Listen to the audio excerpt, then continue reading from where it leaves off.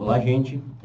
Estamos começando o nosso terceiro módulo, em que nós vamos continuar tratando de algumas questões relativas ao utilitarismo e ao capítulo 2 da ética prática, a igualdade e suas implicações. Bom, semana que vem, a partir de segunda-feira, nós temos a nossa prova. E o conteúdo da prova é referente aos textos dos dois primeiros módulos. Nessas duas aulas do terceiro módulo, nós vamos tratar com mais detalhamento algumas questões importantes do capítulo 2, especialmente, porque ele é um capítulo bastante extenso, mas eu gostaria de dizer para vocês que a prova tratará exclusivamente das questões tratadas no capítulo 1 e no capítulo 2. Então, é evidente que as videoaulas são importantes, é evidente que a webconferência é importante, mas é importante também que vocês saibam que vocês têm que ter um cuidado com a leitura e com a interpretação do texto. Isso é o trabalho fundamental para que lá na frente vocês tenham um bom desempenho na prova. Então, a prova vai tratar, evidentemente, daquelas questões que nós discutimos no capítulo 1, de afastar certas confusões, ou pelo menos de estabelecer uma rejeição que o utilitarismo faz em relação a certas concepções usuais ou compreensões comuns do que a ética ou a moralidade venham a ser. A primeira é aquela que trata da relação entre moral e normas sexuais restritivas. A segunda é aquela que mostra por que os sistemas de normas simples não podem ser vistos como a solução para o problema da moral, né, porque eles não funcionam na prática.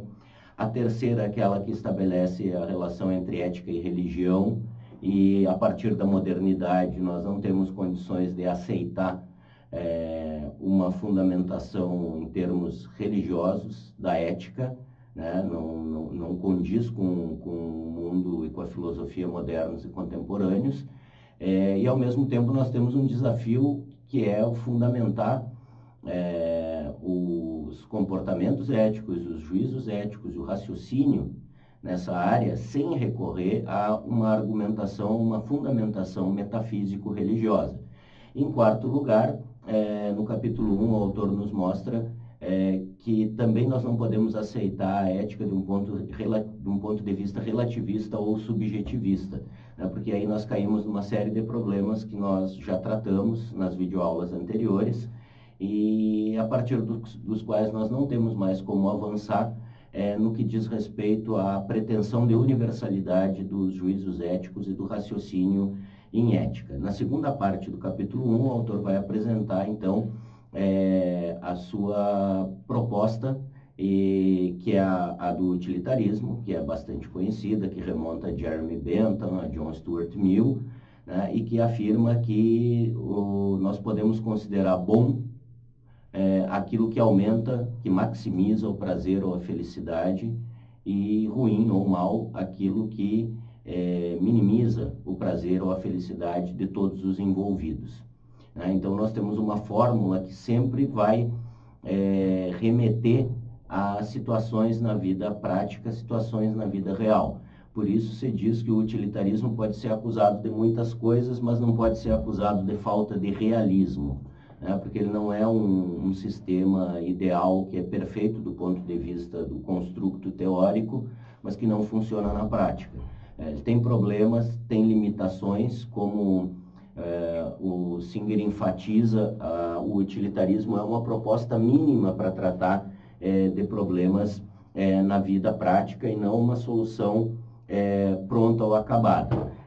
No módulo 4 nós teremos oportunidade de confrontar todo esse nosso processo de familiarização com o problema da igualdade a partir do utilitarismo, com o problema tratado a partir do contratualismo, especialmente do filósofo John Rawls. E aí nós vamos ver como existem algumas diferenças claras e gritantes e como realmente,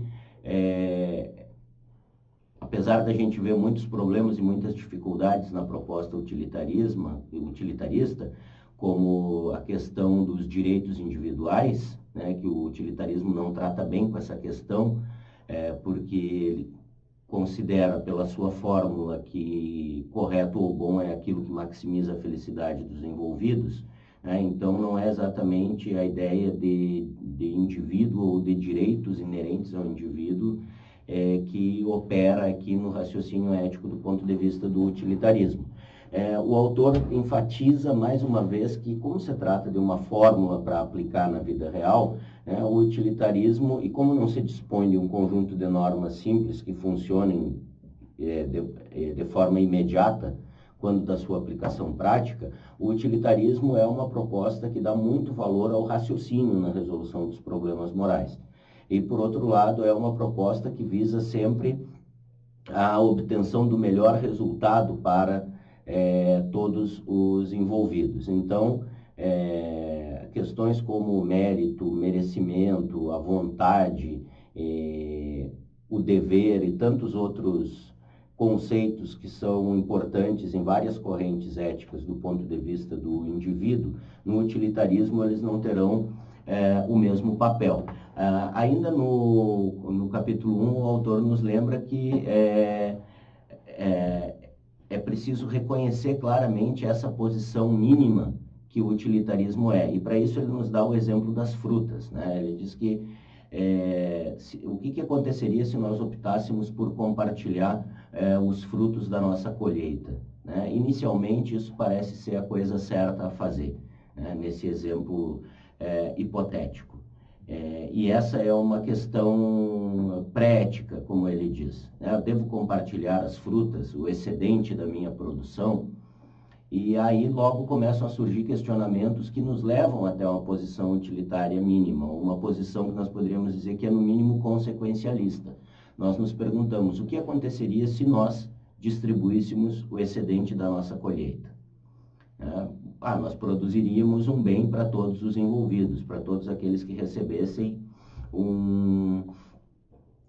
enfim, uma parte do excedente da nossa colheita. Mas imediatamente nós pensamos se isso não provocaria outras consequências de médio prazo indesejáveis e que produziriam um resultado negativo para todos os envolvidos. Por exemplo, algumas pessoas, levando em consideração que podem contar com o excedente da produção alheia, descuidarem da sua produção. E nós termos como resultado uma redução geral na oferta de alimentos.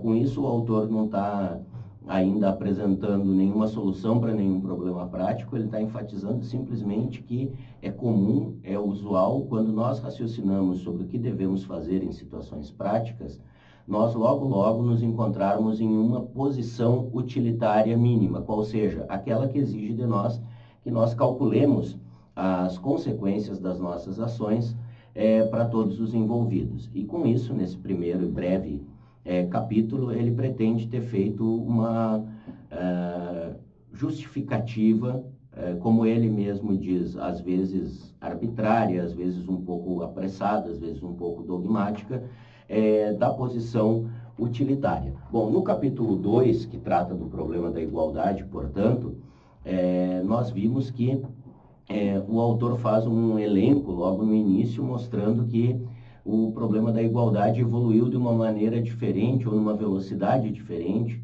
do que outros problemas polêmicos que são temas da ética contemporaneamente. Ele fala em aborto, eutanásia, homossexualidade, etc., e trata do problema da igualdade, né? Especialmente a igualdade entre as raças e entre os sexos. E ele mostra que essa mudança foi mais definitiva, que pelo menos quando nós estamos restritos ao discurso civilizado, ao discurso crítico, ao discurso democrático, ao discurso esclarecido, não é aceitável a defesa da desigualdade entre as raças ou entre os sexos, né? Então, se nós olharmos lá para o início do século XX, em que ainda era possível obter um ganho em termos de status social, defendendo a desigualdade ou a superioridade racial, a superioridade dos homens em relação às mulheres, no mundo civilizado, isso não tem mais espaço. ainda que nós convivamos no nosso mundo civilizado atualmente, né, e é um fenômeno mundial, né, com o renascimento de alguns discursos anti-igualitários e que não são difíceis de nomear e de perceber como se trata de discursos que partem de uma ideia fundamental de desrespeito pelo outro, de negação do outro, né? De negação de qualquer possibilidade de igualdade. Pois bem, além disso, é importante no capítulo 2 a gente perceber o papel do princípio da igualdade na consideração dos interesses, né? O PICI. O utilitarismo diz que basicamente nós temos o interesse de evitar a dor e sofrimento e buscamos o prazer ou a felicidade. Como nós já comentamos, esses conceitos são bastante amplos e nós não precisamos definir de uma maneira engessada o que sejam a dor, o sofrimento, o prazer e a felicidade, mas nós podemos reconhecer que, em geral, na vida, nós buscamos o bem-estar. Ou, como já dizia Aristóteles, toda ação visa um fim, e esse fim é identificado como um bem, né? Isso poderia ser dito a partir da perspectiva do utilitarismo. Toda ação visa um fim, e esse fim é identificado por nós como um bem. Então, os nossos interesses básicos na vida dizem respeito à preservação e ao aumento do nosso bem-estar no mundo. Essa é a premissa. E aí formula-se, então, o princípio da igual consideração de interesses. O autor considerará, mais adiante, como nós vamos ver, que esse é um ideal de igualdade melhor que o ideal de igualdade de oportunidades, por exemplo. E para exemplificar como o utilitarismo e o princípio não são coisas fechadas e acabadas, o autor nos dá alguns exemplos, exemplos tipicamente filosóficos, assim, não são usuais da vida cotidiana, mas que nos permitem pensar de forma mais eficiente sobre os problemas usuais da vida cotidiana, né? O primeiro é aquele que sugere a situação em que nós temos dois feridos, um mais gravemente e um menos gravemente ferido, e apenas uma dose de medicação para tratar desses feridos, né? O ferido A está com uma dor muito forte, porém suportável, e o ferido B está com uma dor insuportável. Se nós partirmos de um princípio formal de igualdade, nós vamos dizer, dá meia dose para cada um, né? Mas como nós temos que pensar nas consequências, essa é a proposta do consequencialismo utilitarista, nós vamos reconhecer que se nós dermos meia dose para cada um, aquele que está menos gravemente ferido, A, vai ficar sem dor nenhuma. É nesses termos que o autor formula a questão. E o ferido B, que está mais gravemente ferido, ainda continuará com uma dor insuportável, porque metade da dose é insuficiente para ele, né? O exemplo é simplificado para que a gente possa raciocinar sobre ele. Nós poderíamos começar a acrescentar novas variáveis ao problema, mas isso dificultaria o raciocínio e a exemplificação da aplicação do princípio. Então, a gente não costuma fazer isso nos livros. Então, nesse caso, o que seria correto? Aplicar toda a dose do medicamento a B, que está muito mais gravemente ferido. E nós teríamos um resultado mais igualitário. Duas pessoas feridas, porém as duas com uma dor suportável, né? Esse é um caso. Mas como o princípio é imperfeito, em outros casos parecidos ele poderá não funcionar. E aí o autor acrescenta o exemplo do dedinho do pé, né? A outra situação hipotética é que nós temos dois feridos. Um perdeu uma perna, A perdeu uma perna, né? E corre o risco de perder o dedo do pé. E B não perdeu nada e corre o risco de perder uma perna. E nós novamente só temos recursos para um. Se nós pensarmos que o utilitarismo e o princípio da igual consideração visam um resultado mais igualitário, nesse caso a coisa não funciona, né? Porque nós deveríamos pensar então, bom, vamos tratar o dedinho do pé de A, que já perdeu uma perna. E enquanto isso, B, sem tratamento, perde uma perna. E o resultado que nós temos é um resultado mais igualitário. Mas esse raciocínio é inaceitável, né?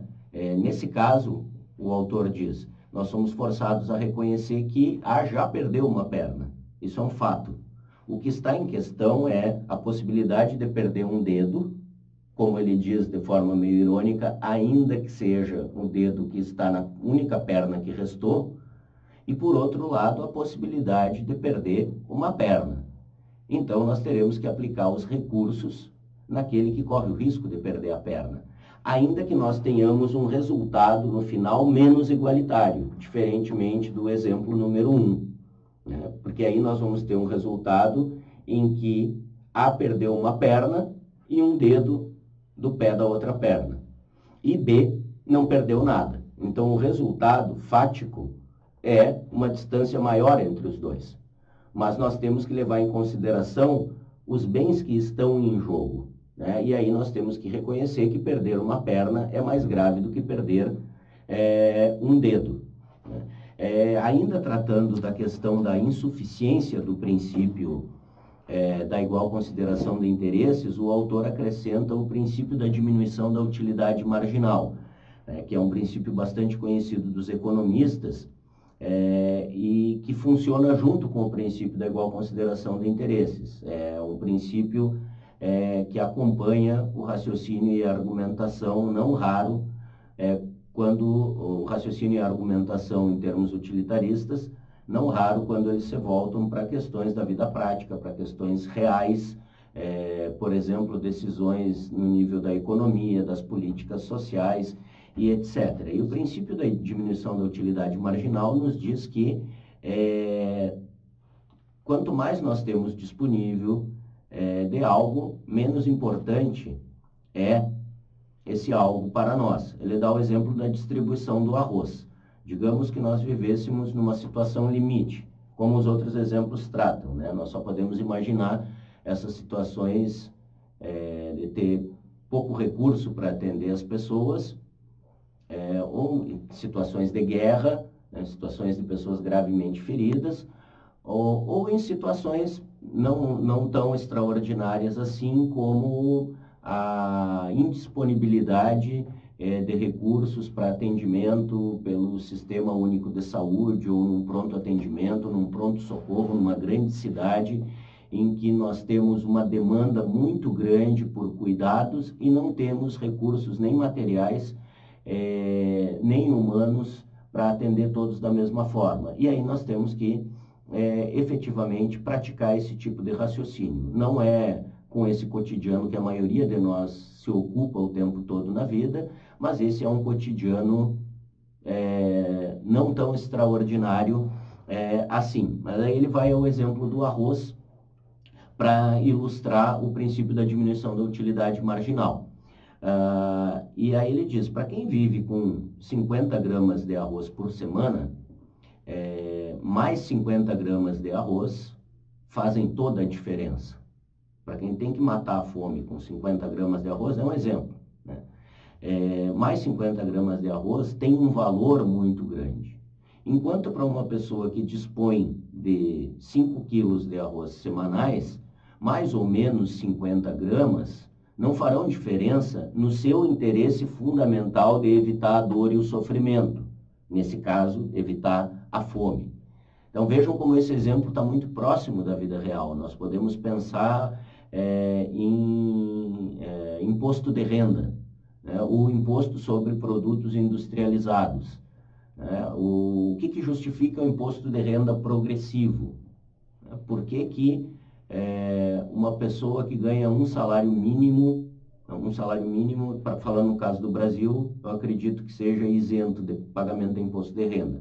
Mas por que uma pessoa que ganha R$ 2.000, R$ 2.500 paga tanto por cento de imposto de renda, enquanto uma pessoa que ganha 10 mil paga praticamente o dobro do imposto de renda? O que justifica isso em termos morais? Ora, justamente o princípio da diminuição da utilidade marginal. Quando eu tenho 2.500 por mês para viver, o que para a realidade brasileira tem que ser tratado quase como um privilégio, tamanha é a desigualdade nesse país, se eu for tributado em 27%, como é tributado quem ganha 7 ou 8 mil, isso vai significar menos comida na minha mesa. Isso vai significar menos bem-estar, ou vai significar mais dor e sofrimento. Enquanto que para aquele que ganha mais, nós podemos discutir se seria justo esses 27%. Por que a gente não reserva os 27% para quem ganha acima de 20, 30, 40, 50 mil? Mas deixando isso de lado agora, enquanto que para aquele que ganha o dobro, o impacto de uma tributação maior não é tão grande na qualidade de vida dessa pessoa. A tributação em si, no Brasil, a gente sabe, ela é exagerada, a gente sabe que o dinheiro é mal aplicado, todas essas coisas a gente sabe. Deixando essas particularidades de lado, o que o princípio diz e mostra? Que quanto mais eu tenho de algo, menos fundamental esse algo é para a minha qualidade de vida, para o meu bem-estar. Então, quando a sociedade, quando governos têm que pensar a distribuição de recursos que não são infinitos, pensar no interesse das pessoas e pensar na utilidade marginal são mecanismos poderosos e são efetivamente muito utilizados mundo afora para se produzir um sistema tributário, um sistema educacional, um sistema de saúde que distribuam melhor os recursos de acordo com as capacidades de pagamento das pessoas e de acordo com a necessidade que elas têm de ajuda governamental. Então, não se justifica tributar da mesma maneira determinados produtos ou a renda para quem tem rendimentos muito, muito diferentes. No Brasil, em torno de 5%, 4% da população ganha mais do que 9 salários mínimos. O salário mínimo está em torno de R$1.000, então 9 salários mínimos, R$9.000. Só 4% da população economicamente ativa ganha acima disso. A imensa maioria está abaixo disso. Então, apesar de nós já termos um sistema tributário progressivo, nós poderíamos nos perguntar sobre a justiça desse sistema. Vocês já ouviram falar sobre tributação de grandes fortunas. Está na nossa Constituição de 88, mas é um assunto que não avança, porque nós, simplesmente a partir de um ponto dos rendimentos, nós praticamente não temos mais tributação.